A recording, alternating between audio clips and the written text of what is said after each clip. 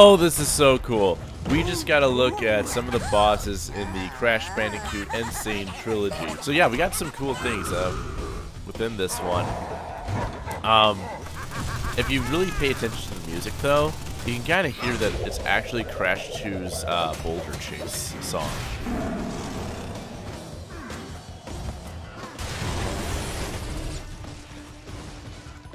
Now, Papu Papu we've already seen, so I'm not going to emphasize too much on him. We do get to see his screaming animation, which I don't think we've seen before. And there's also sort of the intro segment where he just finds Crash in his room and wakes up. I'm going to guess this is shortly, like really seconds before he was sleeping and he just got up. I don't know if they're going to do these poses like they are right now, where it's like, oh, here's his name and everything. This is probably for the trailer, but a lot of these angles throughout this entire video are from different angles that you normally wouldn't see in the game, just to make it a trailer and more cinematic. With this, with what we're seeing here, it's pretty much just seeing his swing animation, his character intro animation that after he woke up from his chair there and finding Crash. And then we also see one way of attacking, which I think we've already seen that. I think even the first trailer showed that, if not... No, I'm sorry, not the first trailer. The comeback trailer, I think showed that off, if I'm not mistaken. The lighting, that might be different, guys. The lighting. Now, Ripperoo probably is going through the most extensive changes. Obviously, we are not reusing stock audio for this character anymore. So that means that we're going to be seeing more of a original voice for him. I wouldn't be surprised if Jess Harnell was still doing his voice now, just like how Jess Harnell is doing Pinstripe, I believe. I could be wrong about that, but I think he's doing Pinstripe, which we'll see later in this video. We've got a definitely maniacal laughter coming out from Ripperoo. I can talk, I swear. Ripperoo. But it's a little bit different than the original. I'm okay with it. I understand it. That's just because I understand what's going on here. You can't have him just be one-to-one with his original form. Then we got Koala Kong, who gets like the shortest highlight. We can see him toss a boulder.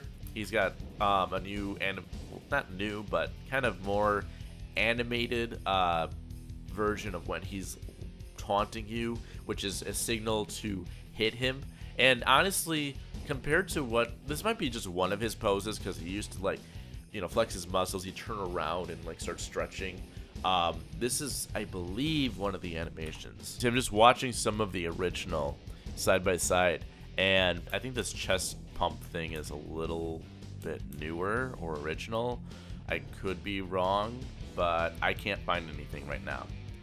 Pinstripe I was worried about the most, and I think a lot of people were, because what happens when we've gone through so many censorship changes and things like that?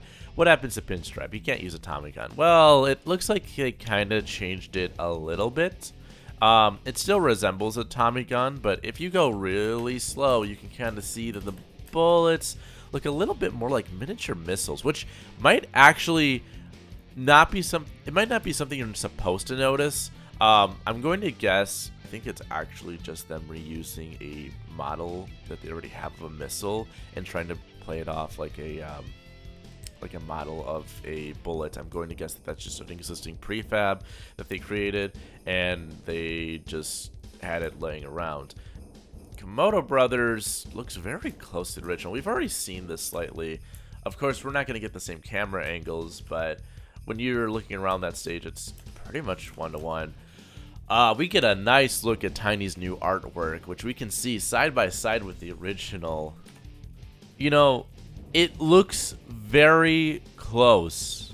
I'm not gonna lie. Like, somebody really studied that art and was probably flipping back and forth, or even not even flipping back and forth, just like studying this this wall that Tiny tears apart at the very beginning, and it is close, guys.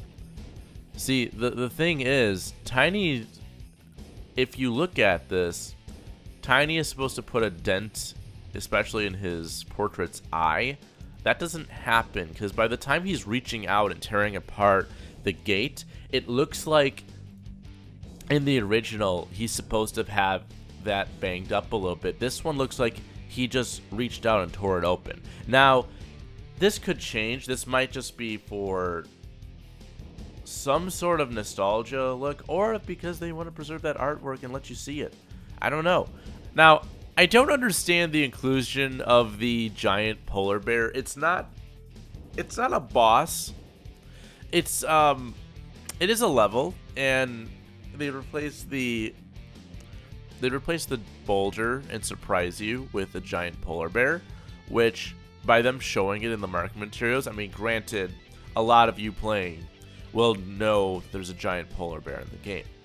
But when I first got to that part, I was flipping out that there isn't a boulder in the boulder themed level. It's a giant polar bear. So I feel it's not a boss. It's just that they characterized the boulder into a giant polar bear, and it is one of the best. It would be my favorite level in Crash 2 if it weren't for the awful hidden areas. Otherwise, I would totally love that level even more.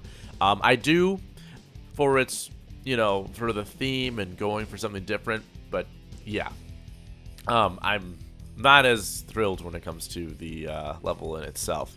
One thing I just thought of while editing this, I thought of, what if they turned the polar bear, instead of calling it giant polar bear, and calling him Burminator from Crash Bash, and giving him the hat too. That would have been really cool. Just a little retroactive work right there. That would have been really nice. So thanks for watching this analysis of one of the newer Crash Bandicoot N.Sane Trilogy videos that came out just a few hours ago. I'm hoping to do a few more of these before the launch of Crash Bandicoot, the N.Sane Trilogy, and I'm also going to be streaming the release of the game at midnight on my Twitch channel, Castcoder. But don't forget to like, subscribe, and give me a comment down below on how you thought about this video. I'm also going to be doing some other videos besides this. I'm looking to do some news videos, so it's not just about Crash. It's going to be just general video game news and my opinions on them. But that's it for this video. I'll see you in the next one.